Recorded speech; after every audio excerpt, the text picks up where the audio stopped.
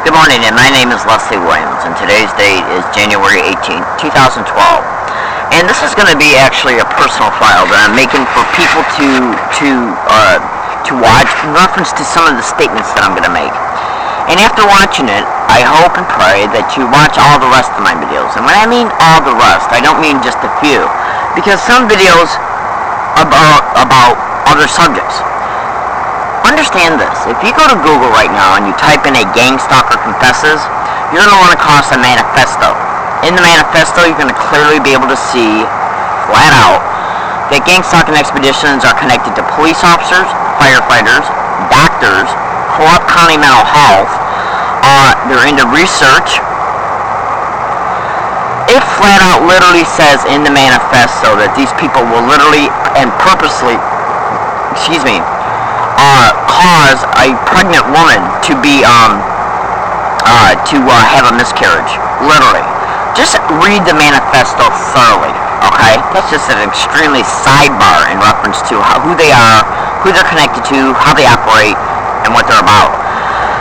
The manifesto by no means is all they're capable of, all of who they're connected to, and what type of technological assets they got.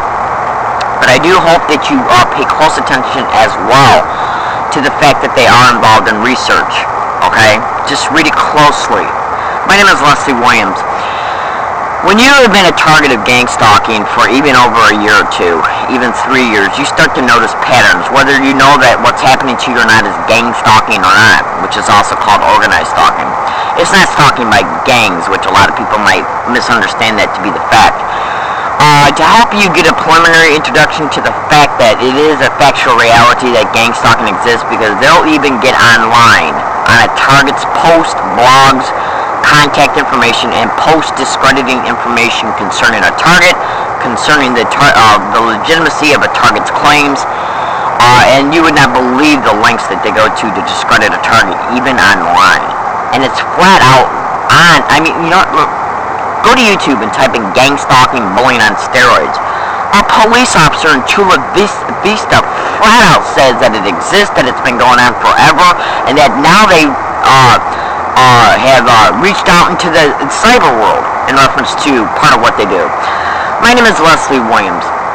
When you're a target of gang stalking, once you've been victimized for years on end, whether you realize what's happening to you or not is gang stalking or not, you start to identify methods and tactics that they use, okay? Because they follow a template of behaviors, and since they repeat these behaviors in a rotating type fashion, as far as their methods, techniques, and tactics, you start to identify their patterns of behavior. And so the point I'm trying to make is this: is that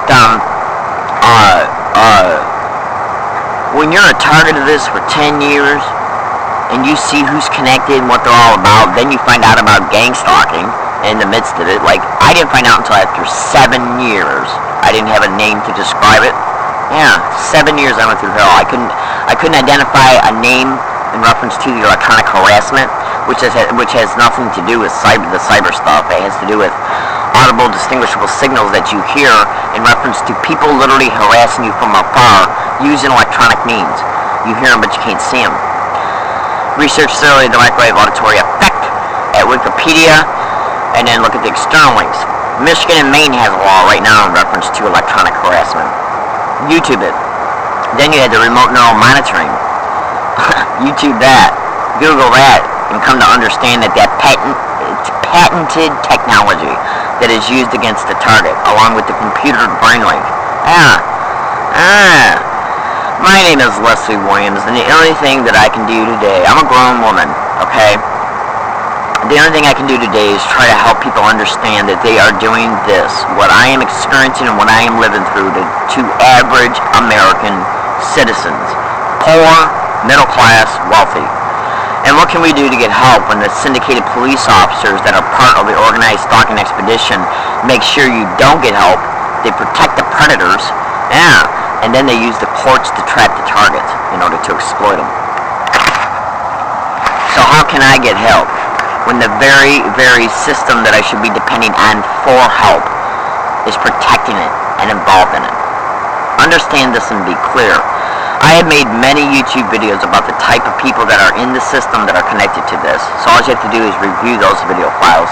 Those YouTube video files flat out describe their connections. It's organized crime within the system.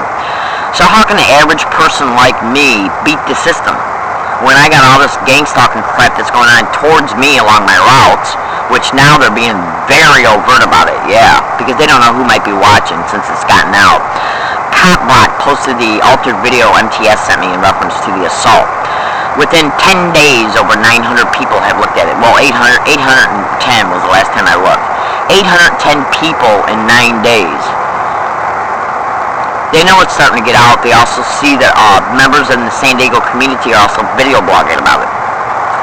So how can I still get help, though? Because do you really honestly think the police officers that have been involved in this in three separate calendar years, because now that it's 2012, they were directly and physically involved in the literal gang-stalking expedition in 2006. They were directly and 100% involved in it again in 2011, since I've been here since August, up until this very date, 2012. So how can someone like me, get help? When the very help and places you're supposed to be able to get help, they're infested in. Social services, county mental health, hospitals, fire department personnel, police officers, members of the district attorney's office, members of the prosecutor's office, judges, probate lawyers. How's somebody like me supposed to get help when it's organized crime within the system? Who have tentacles also in the rest of the community. They had the power positions to literally solicit managers of businesses, security guards of businesses, and even employees of businesses to engage in literal gang-stalking tactics. You don't have to be a gang stalker, a syndicated member, to engage in gang stalking tactics, because of the power positions that host and direct these schemes use their badges and their positions to dupe the everyday citizen into harassing a target as well. Yeah, because they're told a lie about the target, and they use them to harass the target. And let me tell you about the extreme murderous personality of these groups. Two things. It literally says it on the manifesto that some of them will literally even take bets about when a target's going to commit suicide and how.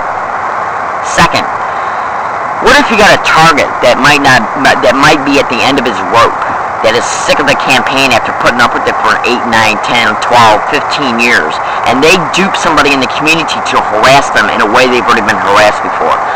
What if that target gets off and beats the hell out of somebody and ends up murdering them?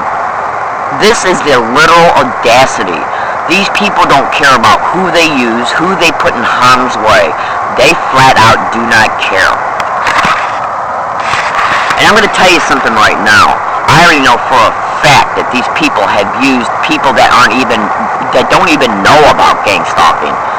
Members of the community, just your every average day Joe, like I am, they have used them to harass people like me who are targets, to help them in the harassment schemes, because the harassment schemes have to be cost effective for them in order to make money off it when a target breaks down, because this is about Medicare fraud, this is about taking over a target's social security check and any finances they have, their property, and for eventual sexual exploitation.